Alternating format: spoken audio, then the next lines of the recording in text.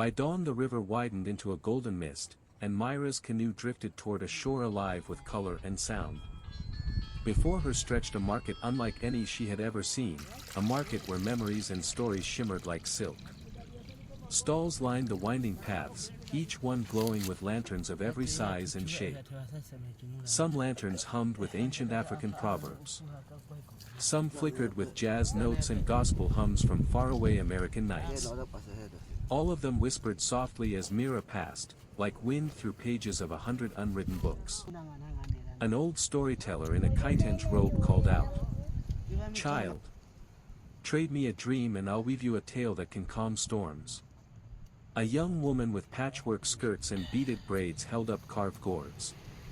"These hold laughter from villages across the desert, mix it in your cooking and your food will sing." A man with a banjo and a basket of sweet cornbread offered. "Share a memory, little one, and I'll play you a tune that brings the moon closer." Mira wandered deeper, the lantern in her hands glowing brighter with every step. She passed tables of carved masks, each one whispering its origin. A griot's face from Mali. A jester from New Orleans Mardi Gras. A bird spirit from tales told under baobab trees. The air smelled of smoke, honey, hibiscus, and fresh bread. Children ran laughing between stalls, chasing glowing beads that hovered like fireflies.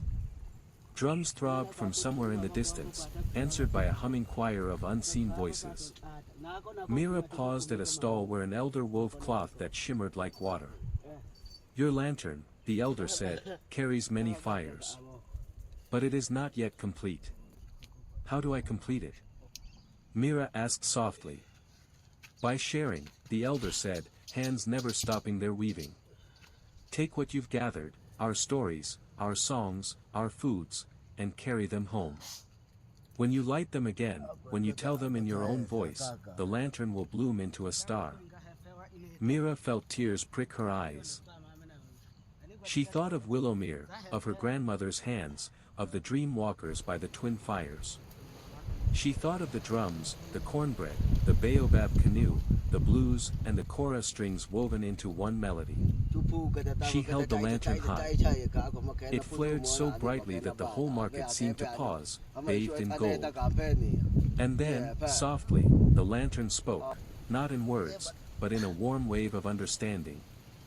"Your journey is the bridge. Your story is the light. Carry us." Mira took a deep breath and stepped back toward the canoe, her heart full of voices and visions, ready to bring them home and light new fires. Hadza music, the ancient soundtrack of survival, spirit, and community. The Hadza people of northern Tanzania are one of the last remaining hunter-gatherer tribes in the world. Living near Lake Eyasi, they maintain a way of life that has remained largely unchanged for thousands of years. Central to their cultural identity and community life is music, a powerful, expressive tradition that brings the tribe together and connects them with nature, their ancestors, and each other. The role of music in Hadza life. For the Hadza, music is not a separate art form, it's woven into daily life. Unlike modern societies where music may be confined to concerts, recordings, or entertainment venues, Hadza music is functional, spiritual, and communal. It is not performed in the conventional sense, it is experienced and lived, often spontaneously. Music is used for celebration, after a successful hunt or community gathering. Storytelling. Passing down tribal stories, myths, and history through song. Rituals and ceremonies, including rites of passage, healing dances, initiation, and weddings. Bonding and play, around the campfire in the evening, singing, clapping, and dancing. Spiritual connection, songs are often directed toward spirits of the forest, ancestors, or used in rainmaking rituals. Instruments, rhythm from the earth. Most Hadza music is vocal and percussive, made using the body and natural instruments. Instruments are few but deeply symbolic and effective. Drums, often crafted from hollowed logs and animal skins. Used for rhythm in group dances and ceremonies. Gourds and shakers, filled with seeds or pebbles to create percussive textures. Hand clapping and body stomping, a fundamental part of rhythm making, often performed by everyone present. Wooden flutes and bows, rare but used occasionally for melodic lines, sometimes mimicking bird calls or forest sounds. Despite the simplicity of tools, the music is rich, layered, and emotionally resonant, creating an immersive experience that resonates through the open bush. Music is oral tradition and education. In the absence of written language or recorded archives, music is the Hadzabe's living memory. Songs serve as oral textbooks, teaching how to track animals, what plants are edible or medicinal, tribal history and legends, behavioral codes and social expectations. Children learn by watching and participating, absorbing rhythm, language, and cultural meaning from a young age. This ensures that traditional knowledge is passed from one generation to the next in an engaging and unforgettable way. Dance, the movement of spirit and joy. Hadzabe music is almost always accompanied by dance. It is not choreographed but rather intuitive, flowing with the rhythm of the drums and the song. Dance reinforces unity. Everyone joins in, elders, women, children. Energy release. After a long hunt or ceremony. Spiritual engagement, used in trance or healing rituals. The atmosphere during. Dental click, similar to tisk tisk, disapproval sound. Lateral click, like urging a horse to move, tisk tsk, but more side tongue. Alveolar click. A sharp pop made with the tongue against the roof of the mouth. Palatal click, a more complex, tongue-curling sound. These clicks are fully integrated into words and names, not added for emphasis or rhythm. That means a name like Ghana or Zoni includes click consonants as essential building blocks, just as English names have vowels and consonants. A linguistic mystery. The Hadza language is one of the most enigmatic and isolated on Earth. It's classified as a language isolate, which means it has no confirmed relation to any other language family. Though it shares the use of click sounds with Khoisan languages, mainly found in southern Africa, linguistic studies have shown that Hadza developed its click-based system independently. This has fascinated researchers and anthropologists for decades. The fact that the Hadzabe language has survived millennia without writing, and that it's only spoken by around 1,200 to 1,500 people, makes it a living linguistic fossil, a window into early human speech patterns. Names with clicks, identity through sound. In Hadza culture, names are deeply tied to identity, environment, and ancestry. Many Hadzabe names are impossible to write accurately in the Roman alphabet because of these clicks, which means their true pronunciation can only be learned by hearing and mimicking it from native speakers. For example, a man's name might be Kuda, with an alveolar click at the beginning. A woman's name might be Noma, starting with a lateral click. These are not nicknames or special terms, they are formal, everyday names used in introductions, storytelling, and ceremonies. To a Hadza person, these sounds are second nature, but for outsiders, they require careful listening, practice, and respect. Mispronouncing a click in a name can change its meaning entirely, or make it incomprehensible. Why it matters. Preserving the Hadzabe language and its clicking names is not just a matter of academic interest, it's a vital part of protecting indigenous identity, cultural sovereignty, and human linguistic heritage. In a world where thousands of languages are going extinct due to globalization and assimilation, the Hadzabe language stands as a symbol of resilience and continuity. Their click-based names and spoken traditions represent an unbroken line to some of the earliest human communication systems. A living link to our origins. Some anthropologists believe that click languages like Hadzabe may be among the oldest spoken languages on Earth, potentially dating back to the time of the first modern humans in East Africa. That makes every name, every conversation, and every Hadzabe story told in their native language a living echo of our human roots.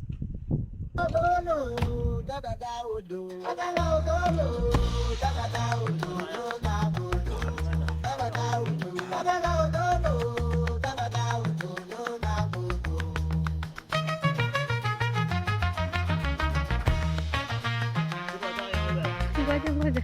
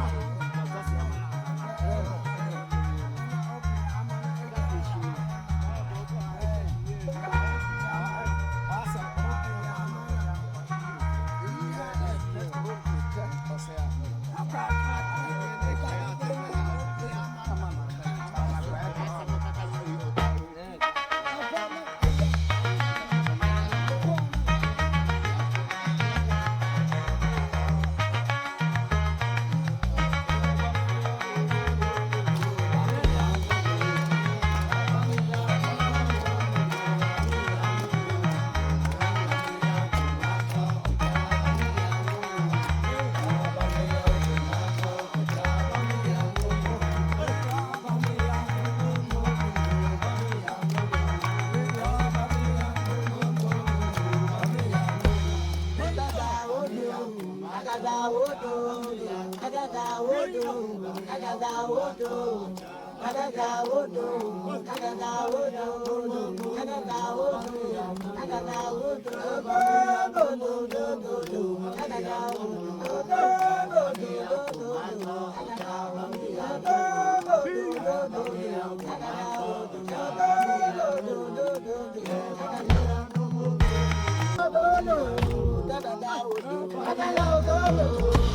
da